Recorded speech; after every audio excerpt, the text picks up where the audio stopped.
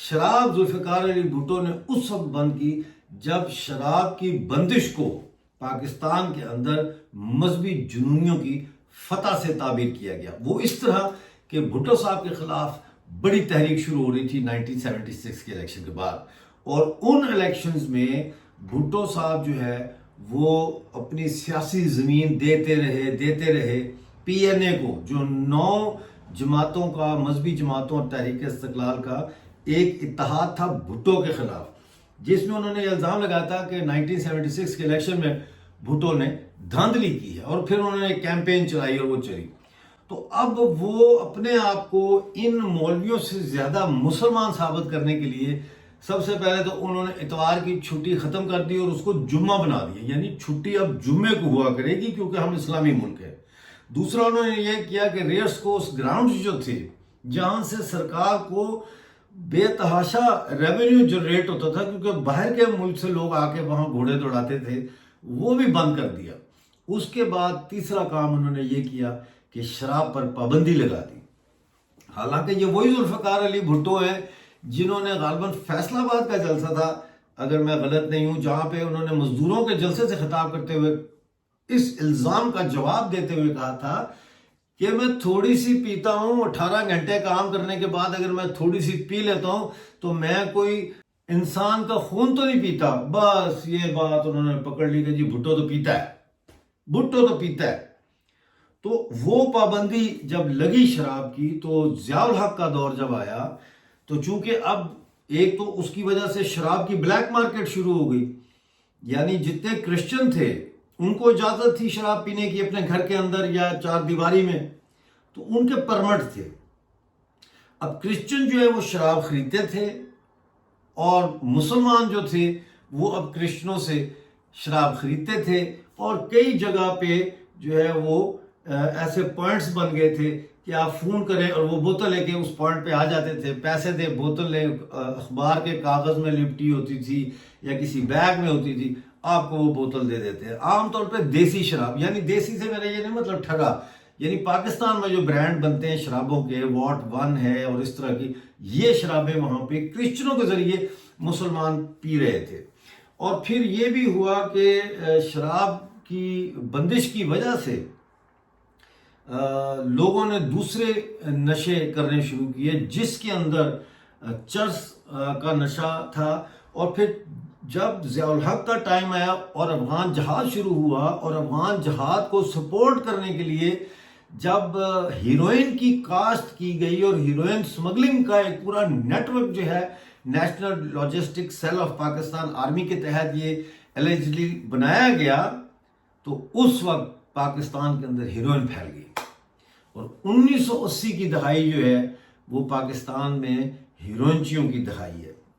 یعنی کہ اور شراب پر پابندی برقرار رہی۔ حالانکہ شراب ویسے تو چوری چھپے دستیاب تھی، جس کو بھی شراب چاہیے ان کو پتہ ہے کہاں سے کس کو فون کرنا ہے، کس سے رابطہ کرنا ہے، اور آپ کو شراب وہاں مل جاتی تھی اور لوگ پیتے تھے۔ لیکن شراب کی دکانیں بند ہونے کی وجہ سے وہ لوگ جو غریب طبقے سے تعلق رکھتے تھے یا نچلے متوسط طبقے لوور مڈل کلاس سے تعلق رکھتے تھے، وہ اب شراب نہیں خرید سکتے تھے، تو وہ پھر دوسرے نشوں کی طرف چلے گئے۔ اور وہ نشے جیسے میں نے بتایا چرس تھی، اور اس کے بعد اچانک ہیروئن کا سیلاب آ گیا۔ ہر گلی کونے کے نکڑ پر جو ہے ہیروئن کی پڑی آپ کو مل جاتی تھی، ان کے وہ وہاں کھڑے ہوتے تھے لوگ، آپ جائیں اور چپ کر کے پیسے دیں، وہ چپ کر کے آپ کو پڑی پکڑا دیتے تھے۔ اب انہوں نے اس حکومت نے یہ اعلان کیا ہے کہ جی شراب پر سے پابندی اٹھ رہی ہے، تمام 5 اسٹار ہوٹل جو ہے ان میں شراب دستیاب ہوگی۔ تو بھائی ٹھیک ہے، آپ نے اپنے لیے ایک سہولت پیدا کر لی ہے، 5 اسٹار ہوٹل میں میرے جیسا بندہ تو نہیں جاتا، کوئی غریب آدمی تو نہیں جاتا، کوئی محنت کش مزدور، کوئی کسان تو نہیں جاتا، بڑے بڑے لوگ جاتے ہیں، یا وہاں پہ فورن ڈگنیٹریز آتی ہیں، وہ گیسٹ ٹھہرتے ہیں۔ تو اب وہاں پہ شراب آپ نے کھول دیا ہے کہ بھئی جو بھی آئے آرڈر کرے پیگ، اور پیگ لگائے، یا وائن کا گلاس پیے یا بیئر کا گلاس پیے تو وہ پی سکتا ہے، اور وہ کوئی اس کو نہیں روک ٹوک ہوگی، بلکہ خرید بھی سکتا ہے۔ اور آپ کو پولیس ناکے پہ نہیں روکے گی، صرف آپ نے ان کو رسید دکھانی ہے کہ جی یہ میں میریٹ ہوٹل سے یہ دیکھیں رسید ہے، میں خرید کے لایا ہوں، دیٹس اٹ۔ پھر آپ اپنے بڑے گھر میں بیٹھ کے پئیں، 4 دوستوں کو بلا کے آپ پئیں، وہ ریاست کا اس سے کوئی تعلق نہیں۔ تو یہ تو امیروں کے لیے ایک سہولت پیدا کی گئی ہے۔ اب یہ شراب کھلنے سے شراب کی وہ بلیک مارکیٹ جو ہے وہ ختم ہو جائے گی۔ وہ جو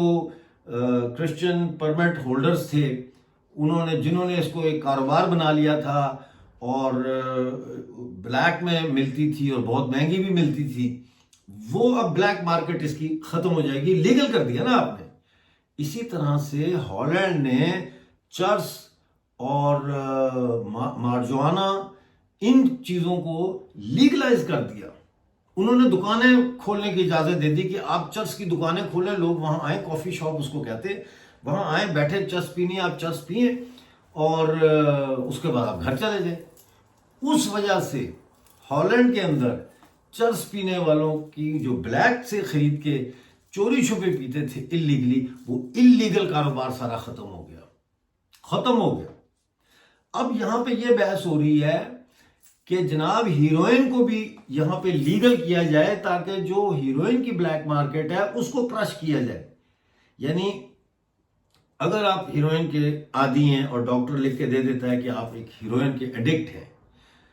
تو وہ پھر آپ کی ڈیلی ڈوز طے کریں گے کہ بھئی آپ کو روز اتنی ہیروئن آپ کو چاہیے۔ وہ ڈاکٹر کی پرچی لے کے جائیں آپ کیمسٹ کے پاس، دوائیوں والے کے پاس، وہ پرچی دیکھے گا، وہ آپ کو فری ہیروئن وہاں انجیکشن کے ذریعے جو بھی ہے وہ آپ کا کوٹا آپ کو فری دے دے گا۔ یہ بحث چل رہی ہے یہاں پہ کہ اس طرح سے جو آلریڈی ہیروئن کے لوگ ہیں ان کو بیماریوں سے بچانے کے لیے جو سوئیوں سے پھیل رہی ہیں، ایک دوسرے کی سوئیاں استعمال کرنے سے، اس کو بھی روکا جائے، بلیک مارکیٹ کو بھی کرش کیا جائے۔ اور لیکن وہ عام آدمی کے لیے نہیں ہے، یعنی میں جاؤں میں کہوں جو یار 2 پڑیاں دینا چاہیے روندیاں، آج بڑا دل کر رہا ہے، تو وہ میرے لیے نہیں ہے، یعنی اس طرح نہیں ملے گی۔ صرف ان کو جو رجسٹرڈ ایڈکٹس ہیں، اس طرح سے ایک طرف جو رجسٹرڈ ایڈکٹس ہیں ان کا اور بلیک مارکیٹ کا رشتہ توڑ دیا آپ نے، اب وہ کیمسٹ سے جا کے براہ راست لے سکتے ہیں، ٹھیک ہو گیا۔ تو وہ جو منافع بخش کاروبار ہیروئن کا بنا ہوا ہے پوری دنیا میں، وہ کہتے ہیں اس کو اس طرح سے ختم کریں۔ بہرحال اس وقت جو شراب کے رسیاں ہیں ان کو مبارک ہو کہ ایک شراب کھل گئی، کھلا پیو، تو پی اور جی۔ میں تو خیر پیتا نہیں ہوں، لیکن جو پیتے ہیں وہ انجوائے کریں۔ باقی گناہ اور ثواب جو ہے یہ اوپر والے کے ہاتھ میں ہے، وہ بخش دے یا سزا دے دے۔ بہت شکریہ آج کا شو دیکھنے کا، ملتے ہیں اگلے شو میں، اس وقت تک کے لیے مجھے اجازت دیجیے، اپنا بہت سارا خیال رکھیے۔